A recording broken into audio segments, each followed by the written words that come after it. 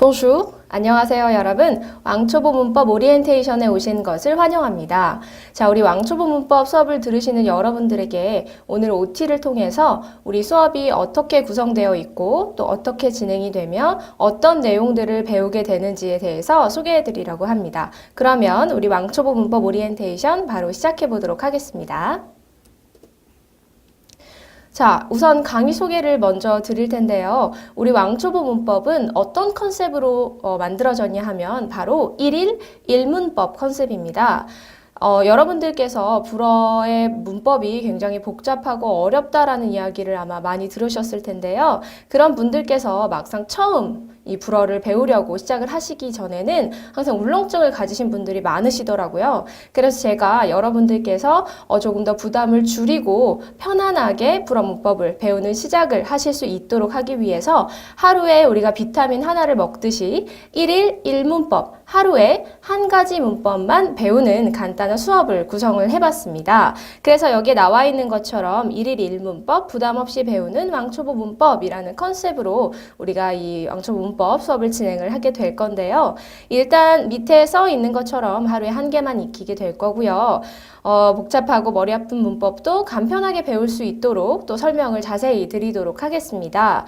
또 제가 한 강의당 한 30분 정도의 시간으로 여러분들께서 2시간짜리, 3시간짜리 수업을 들으시기에는 너무 바쁘고 또 너무 겁이 나실 수 있기 때문에 여러분들이 이동 중에 또는 등교하시기 전에, 또 하교하신 이후에, 또는 출근하시기 전에, 퇴근하신 이후에 이런 식으로 간단한 시간 동안 짧게 커피 한 잔 드시는 시간 동안 배우실 수 있도록 30분 정도의 시간으로 제가 구성을 했습니다. 그러니까 여러분들께서는 이 왕초보 문법을 통해서 불어 문법을 조금 더 부담 없이 시작을 하시면 되겠습니다. 그래서 강의 대상은 어떤 분들을 대상으로 할까 제가 생각을 해봤는데요. 일단 가장 처음으로는 프랑스어 문법을 처음 배우시는 수강생분들을 위한 수업입니다. 내가 불어가 있다는 것은 알고 있었지만 지금까지 단 한 번도 불어를 배워본 적이 없다고 하시는 분들께서 가장 처음 명사부터 시작하는 문법 수업이 되겠습니다. 그 다음 또 두 번째로 우리 왕초보 시리즈가 있는데요. 왕초보 회화 또는 왕초보 문법처럼 왕초보 시리즈와 함께 수업을 병행하실 수 있는 수업입니다. 물론 중간중간 어휘나 또는 회화 수업에서도 제가 문법 사항을 조금 설명을 드리기는 하지만 그래도 조금 더 공부를 하고 싶다라고 하시거나 조금 더 자세한 설명을 듣고 싶다 또는 조금 더 보충하고 싶다라고 하시는 분들께서는 문법 수업을 같이 병행하시면서 문법과 회화 또는 문법과 어휘처럼 두 마리 토끼를 다 잡으실 수 있을 겁니다.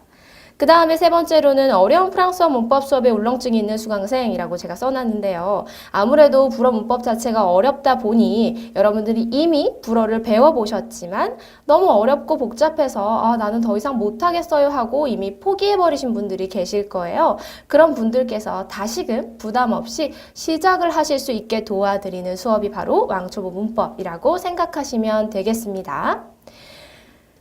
자, 그러면 강의 소개를 조금 더 자세하게 드려보도록 할게요. 자, 이 왕초보 문법은요, 제가 총 3탄으로 구성을 했습니다. 자, 1탄 15강, 2탄 15강, 3탄 15강이라고 해서 3탄을 총 모두 다 들으시게 되면 총 45강의 수업을 들으시게 되는데요. 이 45강의 수업을 모두 들으시면 여러분들께서 프랑스어의 초보 문법을 완성하실 수 있습니다. 아주 기초가 되는 기본 문법을 완성을 하실 수 있다는 말씀이에요. 자, 선생님 그러면 왕초보 문법 1탄과 2탄은 난이도의 차이가 있는 건가요? 라고 물으시는 분들이 계실 텐데요. 이것은 난이도의 차이가 있는 것은 아니고요. 수업의 진도에 따라서 제가 나눠놨습니다. 아무래도 이번 왕초보 문법의 컨셉 자체가 부담 없이 시작하는 불어 문법이라는 컨셉이기 때문에 여러분들께서 15강을 듣고 한 템포 쉬고 다시 또 2탄 15강을 듣고 한 템포 쉬고 그 다음에 3탄 15강을 듣고 완벽하게 45강을 다 수행하실 수 있도록 연결해서 제가 진도별로 끊어 놓은 거기 때문에 가장 먼저 처음 시작하시는 분들께서는 1탄부터 시작하셔서 총 2탄, 3탄까지 부담 없이 15강씩 진행을 하시면 되겠습니다. 자, 제가 방금 여러분들에게 진도별로 조금 나눠놨다라고 말씀을 드렸는데요. 우리 왕초보 문법 1탄을 통해서는 여러분들이 어떤 것을 배울 수 있을까요? 1탄은 제가 주로 여러분들이 문장의 구성 요소, 즉 문법의 구성 요소를 배우실 수 있도록 편성을 해놨습니다. 명사, 형용사, 숫자, 복수형, 그 다음에 액트 동사의 문장 만들기처럼 아주 기본적인 사항, 문장 문법의 요소들을 주로 배우시게 될 겁니다. 이렇게 하고 나서 왕초문법 2탄에 들어가면 여러분들께서는 여러 가지 동사의 표현을 배우시게 됩니다. 동사가 아마 이미 배워보신 분들은 아시겠지만 불어있는 동사의 그룹이 지어져 있는데요. 이런 그룹들을 조금 더 자세히 배우시면서 이미 기본적인 문장 요소에 여러분들이 동사를 추가하심으로써 응용할 수 있도록 만들어놨습니다. 그 다음에 3탄에서는 어떤 걸 배울까요? 3탄에서는요, 여기에 아주 간단한 시제와 또 다양한 표현들을 제가 포함을 했습니다. 이를 통해서 여러분들이 조금 더 기초지만 풍부한 표현들을 사용해서 문장을 쓰실 수 있도록 하는 것이 3탄의 목표입니다. 자, 이렇게 해서 1탄, 2탄, 3탄을 모두 들으시면 기초 문법을 완성하실 수 있다는 거. 그 다음에 여러분들이 중급 문법이나 또 다른 수업으로 병행해서 이어가시면 되겠습니다. 자, 그러면 강의 구성이 어떻게 되어 있는지 한번 보도록 할게요. 자, 모든 강의는요, 제가 총 4단계로 나눠놨습니다. 우리 왕초보 회화하고 같은 단계인데요. 첫 번째로 오늘의 문법, 어떤 것인지 한번 짚고 넘어갑니다. 두 번째로 오늘의 구조, 그 문법의 구조가 어떻게 되어 있는지를 조금 더 자세히 설명을 해드립니다. 3단계에서는 오늘의 문제라고 해서 여러분들이 오늘 배웠던 문법을 문제를 풀어보면서 직접 적용할 수 있도록 하는 것이 이 3단계고요. 4단계는 오늘의 포인트라고 해서 오늘 문법 사항을 다시 짚어보면서 그 중에 기억해야 하는 부분이 무엇인지에 대해서 다시 한번 짚고 넘어갑니다. 자, 조금 더 자세하게 설명드려보면요. 여기 제가 방금 드렸던 설명처럼 오늘 배운 문법 알아보고요. 문법 구조 자세하게 뜯어보고요. 문제를 통해 활용해 본 다음에 오늘 문법을 다시 한번 정리를 합니다. 자, 이렇게 하게 되면 여러분들이 따로 집에서 물론 복습 예습을 하시면 너무 좋겠지만 정말 바빠서 내가 시간이 없다 하시는 분들도 이 수업만 따라오심을 통해서 복습과 예습까지 모두 다 될 수 있도록 다시 한번 짚어드리는 구성을 제가 해봤습니다. 자, 그러면 이제 우리 왕초보 문법 1탄을 통해서 여러분들이 어떤 것들을 배우실 수 있는지 이 수업 차수에 대해서, 목차에 대해서 제가 설명을 드릴 거예요.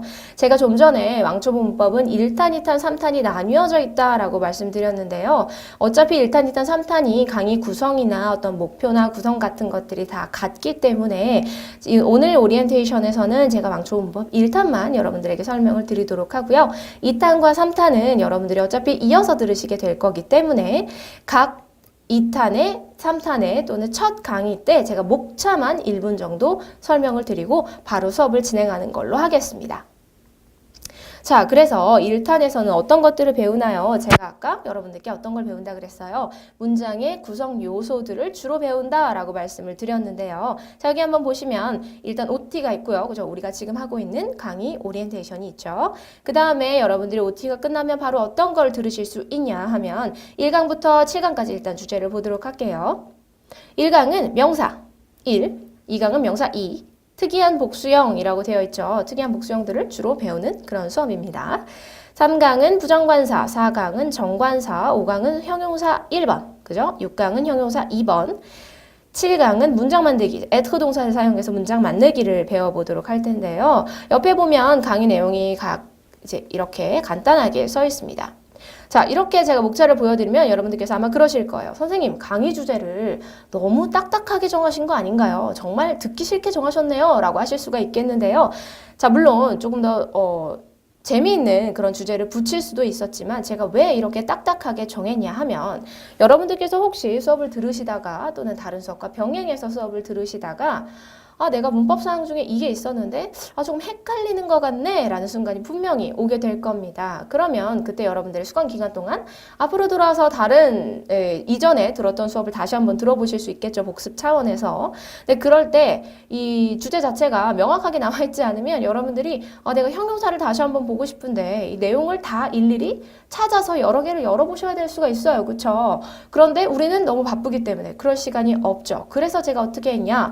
주제를 굉장히 굉장히 다이렉트하고 직관적으로 정했습니다. 여러분들이 형용사가 헷갈리는데 라고 하면 바로 형용사 5강이군 해서 형용사를 바로 다시 들어보실 수 있게끔 정한 거예요. 그러니까 정말 듣기 쉽게 생겼네요 라고 생각해서 여러분들이 그냥 넘어가시지 말고요. 복습 용도로 다시 한번 찾아보시는 때 이 주제를 다시 잘 찾아보시면 될 것 같습니다. 자, 그래서 우리 7강까지 이렇게 하고요. 8강부터 15강까지는 또 어떤 목차가 진행될까요? 8강은 아까 7강에 이어서 문장 만들기 2번이 들어가고요. 그 다음에 9강 부정문 만들기, être 동사의 부정문을 어떻게 만드는지에 대해서 설명을 드립니다. 그 다음에 10강 문장 성수일치라고 해서 이 성수일치라는 개념은 굉장히 중요한 개념인데요. 그렇기 때문에 제가 이거는 따로 시차를 적용해서 여러분들께서 조금 더 자세한 학습을 하실 수 있도록 했습니다. 12강에서 숫자 읽기를 배우고요. 12강에서 드디어 avoir 동사, 영어의 have 동사에 해당하는 가지다, 갖고 있다 라는 뜻의 avoir 동사를 다시 한번 배우시게 될 겁니다. 13강 바로 이어서 부정문 만들기, avoir 동사의 부정문 만들기를 배우실 거고요. 14강 소유 형용사라고 해서 나의 또는 너의 이런 것들 소유 형용사에 대해서 배우시게 되고요. 15강은 왕초 문법 1탄 정리라고 되어 있습니다. 그래서 1탄 문법의 총정리와 연습 문제 풀기라고 되어 있어요. 자, 왕초보 문법은요. 1탄, 2탄, 3탄 모두 다 마지막 차수인 15강에서는 그 시리즈에서 배웠던 문법들을 다시 한번 정리하고 그 다음에 복습하는 그런 연습 문제를 풀어서 복습하는 그런 수업을 제가 구성을 해봤습니다. 아까도 말씀드렸듯이 우리 왕초 문법 수업만 들으면서도 복습이 가능하게끔 하려고 했기 때문에 그렇기 때문에 이 왕초 문법 자체에 이 시리즈를 정리하는 그런 차수를 넣었어요. 이거는 2탄도 마찬가지고 3탄도 마찬가지입니다. 자, 이렇게 해서 우리 1탄부터 14강까지 진도를 나가게 되고요. 15강에 시리즈 정리 한번 들어가는 구성으로 들어간다는 거 한번 보시면 되겠습니다. 자, 끝내기 전에요. 제가 다시 한번 여러분들에게 꼭 지켜달라고 말씀드릴 당부 드려야 되는 부분이 총 3가지가 있는데요. 뭔지 한번 볼게요. 첫 번째, 예시 문장은 입으로 소리내서 10번 읽는다 라고 나왔어요. 자, 이게 무슨 말일까요? 물론 우리가 처음 배우자마자는 바로 예시 문장이 나온다기보다는 이제 단어 같은 것들이 나오게 될 텐데요. 수많은 단어들이 굉장히 많이 나올 테지만 여러분들이 이 단어가 나올 때 제가 읽어드리는 발음처럼 똑같이 입으로 소리내서 10번씩 꼭 읽어주셔야 됩니다. 왜냐하면 이 불어는 발음이나 악센트가 굉장히 특이하기 때문에 여러분들이 발음을 익히시는데 바른 발음을 익히시는데 굉장히 시간이 오래 걸려요. 특히 우리나라에서 사용하지 않는 그런 발성들이 있기 때문에 그런 발성을 익히시려면 아무래도 여러분들께서 계속 연습하시는 것만이 방법입니다. 그런데 그냥 내가 수업만 듣고 입으로 소리내서 따라하지 않으면 나중에 그 단어만 봤을 때 어떻게 읽는지 정확히 모르거나 잘못된 발음을 익히실 가능성이 굉장히 높아요. 그렇기 때문에 기왕에 우리 문법을 배우는 거 바른 발음도 한번 배워보자 라는 의미로 여러분들 예시 문장이나 예시 단어가 나왔을 때 항상 입으로 소리내서 연습하시는 거 저랑 꼭 약속해 주셔야 되겠습니다. 자, 두 번째 뭘까요? 단어 암기는 꼭 손으로 쓰면서 외운다 라고 써 있어요. 여러분들이 지금 수업을 들으시다 보면 아마 단어를 암기하시게 될 때가 있을 텐데요. 단어 암기 같은 경우는 아마 여러분들이 아마 들어보셨을 거예요. 불어는 발음 자체도 특이하고요. 그 다음에 생략되는 발음이 굉장히 많습니다. 그래서 단어만 바로 봤을 때 도대체 불어를 모르는 사람의 입장에서는 또는 초보인 우리의 입장에서는 이거를 도대체 어떻게 읽는지 감이 안 잡힐 때가 너무너무 많아요. 그런데 눈으로만 단어를 외우게 되면 나중에 막상 여러분들이 단어를 쓰셔야 하는 경우에는 오타가 굉장히 많이 납니다. 왜? 발음이 그렇게 되지 않기 때문에 그렇거든요. 그런데 여러분들이 문법만 배우시고 말 게 아니고 혹시나 나중에 내가 델프나 달프 같은 그런 프랑스어 능력 시험을 보시게 된다면 그 시험에는 항상 객관식이 있는 게 아니고요. 주관식이 굉장히 많고요. 그 주관식은 또 컴퓨터로 기입을 하는 게 아니라 항상 펜이나 연필로 손으로 써서 기입을 하는 게 시험의 타입입니다. 그렇기 때문에 여러분들이 제대로 된 철자를 처음부터 외우시지 않으면 나중에 분명히 철자를 틀리시게 되고 그 철자는 채점을 사람이 하게 되는데요. 사람이 채점을 하시는 분께서 항상 철자가 틀리는 것도 굉장히 세세하게 봅니다. 그래서 그게 다 감점 요인이 돼요. 그렇기 때문에 여러분들이 지금 이왕 불어를 시작하겠다라고 마음을 먹으셨다면 시작할 때부터 차근차근 단어 암기는 손으로 외워서 정확하게 외우시는 습관을 들이시는 게 굉장히 중요해요. 그러니까 단어 암기를 하실 때는 꼭 손으로 쓰면서 외워주셔야 되겠습니다. 자, 세 번째도 동사 변화는 꼭 손으로 쓰면서 외운다. 물론 같은 맥락이에요. 이 불어에서는 동사 변화가 총 6가지가 나오는데요. 이 6가지를 여러분들이 다 외우시려면 발음으로 외우시는 것도 중요하지만 아까 말씀드린 것처럼 써서 외우시는 게 굉장히 중요하거든요. 우리나라 한국어도 정확한 철자, 그죠? 오타가 나오지 않도록 정확한 철자, 그리고 맞춤법을 제대로 쓰는 게 굉장히 중요하잖아요. 불어도 마찬가지거든요. 그래서 여러분들께서 꼭 동사 변화, 단어 암기를 하실 때는 손으로 쓰면서 외우고요. 기왕 손으로 쓰면서 외우는 거 입으로 소리내서 읽으면서 외워주시면 금상첨화가 되겠습니다. 자, 우리 오리엔테이션 여기까지 하도록 할게요. 우리 왕초보 수업이 어떻게 구성되고 어떻게 진행되고 또 어떤 내용들을 우리가 배우게 될지에 대해서 개괄적으로 설명을 드렸습니다. 자, 그러면 우리 오리엔테이션 여기까지 하도록 하고요. 여러분들과는 1강에서 만나 뵙도록 하겠습니다. 그러면 우리 본 강의에서 뵙도록 하겠습니다. 아비앙또